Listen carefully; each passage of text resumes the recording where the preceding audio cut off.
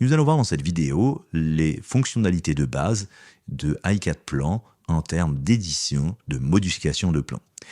iCAD-Plan n'a pas vocation à être un logiciel de dessin, mais permet d'offrir un certain nombre de fonctionnalités qui vont répondre à peu près à 90% de ce que souhaiterait faire comme modification un opérationnel ou un chargé d'affaires qui souhaiterait éditer un certain nombre de plans d'exécution de principe. On va voir donc comment se font ces modifications de base. On commence par sélectionner un élément, ici un luminaire, et on va faire clic droit. Les modifications de base sont dupliquer et retourner, transformer avec quelques options, changer la couleur et supprimer. On va commencer par dupliquer, assez simplement. On prend un point de base et on va pouvoir dupliquer à partir de ce point de base l'élément sélectionné. On recommence, dupliquer et tourner va offrir la même chose, sauf que va proposer une rotation une fois qu'on aura importé et dupliqué l'élément. On peut appuyer sur Shift pour paramétrer des rotations de 45, 90 ou 180 degrés.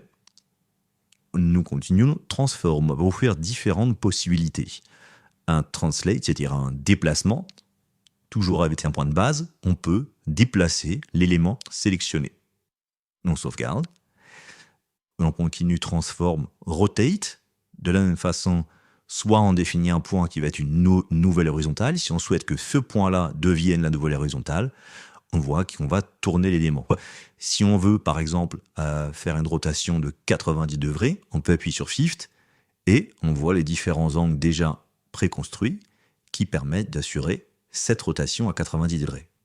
On sauvegarde. Nous continuons. Scale est assez intéressant pour tout un tas d'options. On va voir, c'est tout simplement une facteur d'échelle qu'on va appliquer à l'élément sélectionné. On a deux manières de le faire. Si on veut définir un segment comme étant la nouvelle distance, par exemple, ce segment, je veux maintenant qu'il fasse 1 mètre, eh bien, on va grossir l'élément pour que le segment sélectionné corresponde à une certaine distance. Je vais annuler les changements, je vais recommencer. Deuxième manière de faire, échelle. Je vais cette fois entrer une échelle manuelle. Si je veux diviser par 2, je vais mettre que l'échelle c'est 1/2. Oh. Voilà. Si je veux cette fois multiplier par 2, je vais dire que c'est 0,5 et je vais multiplier par 2. Je l'ai raté. Échelle. Je vais dire que c'est 0,5. Hop, et on est revenu. On a grossi x2.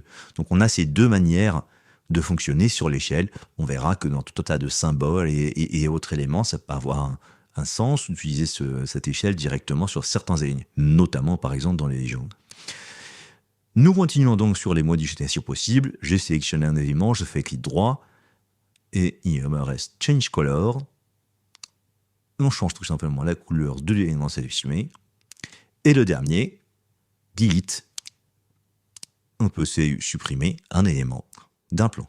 Toutes ces modifications, encore une fois, peuvent s'appliquer même sur des plans PDF. C'est très pertinent et offre beaucoup de possibilités quand on n'a pas les plans AutoCAD à disposition, ou pas le logiciel, ou tout simplement pas la connaissance d'utilisation des logiciels. Voilà pour les fonctionnalités de base que l'on offre dans iCAD-Plan.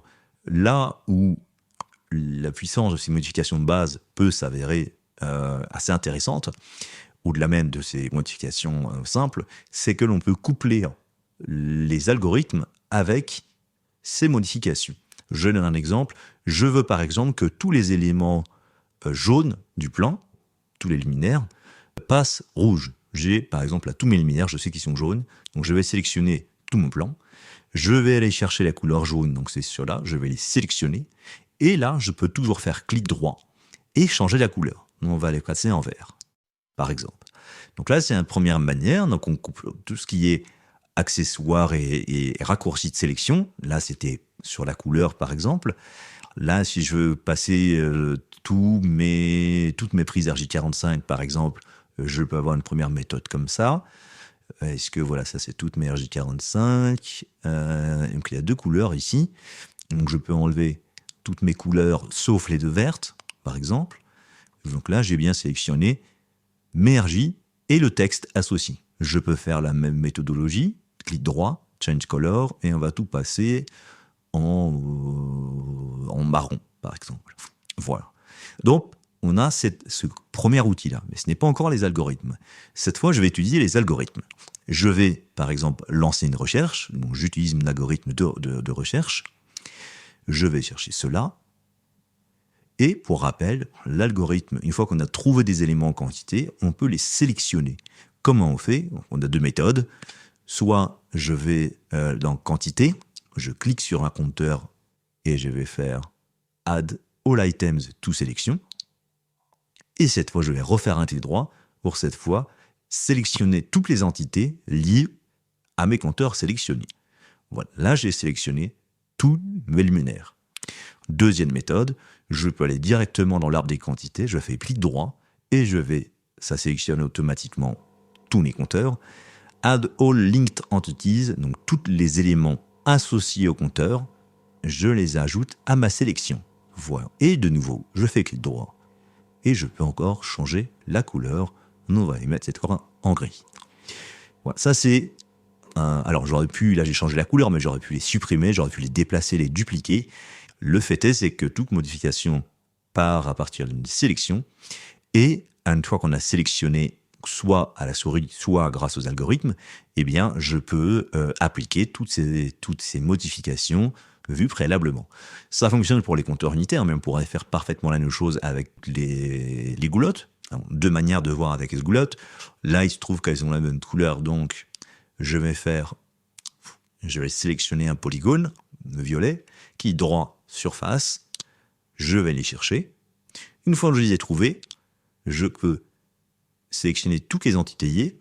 Voilà, j'ai sélectionné toutes mes goulottes ici. Clic droit, Change Color ou supprimer, si je voulais. Par exemple, là, on va changer la couleur, on va les mettre jaune. Et là, j'ai passé toutes mes goulottes instantanément en jaune. Alors, il se trouve que, par exemple, la couleur que j'avais définie par avance est la même que ces éléments-là. Donc, il ne faut pas faire attention. Forcément, toutes mes quantités-là avaient trouvé ce que c'était la même couleur. J'aurais pu, si je voulais être plus précis, tout ça était pinceau en rose. Cette fois, je vais être un peu plus précis. Je vais utiliser l'algorithme de recherche longueur, Search from cross-section. Je peux sélectionner mon élément, rechercher. Je vais appeler ça goulotte, pour l'exemple. Voilà. Et donc, cette fois, non pas avec les surfaces, mais avec les mecs linéaires, je vais pouvoir faire clic droit, Add All Linked Entities, et je vais pouvoir de la même manière changer la couleur. Je vais les passer en jaune. Alors, ça, c'est moi qui l'ai sélectionné par erreur. Mais voilà, on a passé toutes nos goulottes en jaune, avec différentes manières de sélection. On va utiliser l'algorithme de façon différente. La finalité, une fois qu'on a sélectionné les éléments, on peut faire clic droit et avoir toutes les modifications que l'on peut avoir. Autre fonctionnalité, c'est un peu plus spécifique. Là, on a sélectionné des éléments dans le plan. Si on sélectionnait du texte, donc par exemple ici, là, alors pour que ce soit du texte, il faut bien que ce soit marqué PDF texte ou DXF texte.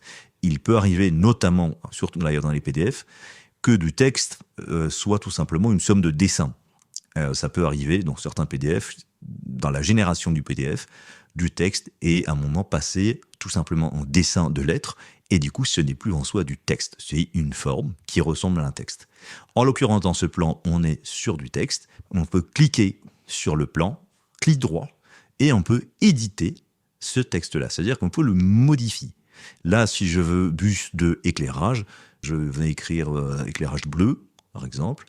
J'ai différentes options de texte de couleur. Est-ce que je vais mettre une flèche? Est-ce que je vais dessiner un encadré et ainsi de suite? Est-ce que je vais mettre un fond?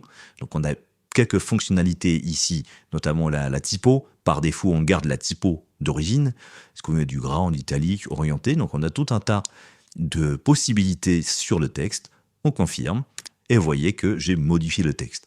Très pratique, notamment dans les cartouches, si on veut mettre à jour des cartouches, si on veut remettre une version de plan, ou tout simplement garder le cartouche de quelqu'un qui a fait ce cartouche, mais de vouloir changer le titre ou le nom de la société. Plein d'applications différentes, donc entre les modifications de base et l'édition du texte que l'on peut avoir dans tous les plans, en particulier les plans PDF, puisque ceux-là sont beaucoup moins faciles à modifier de manière simple.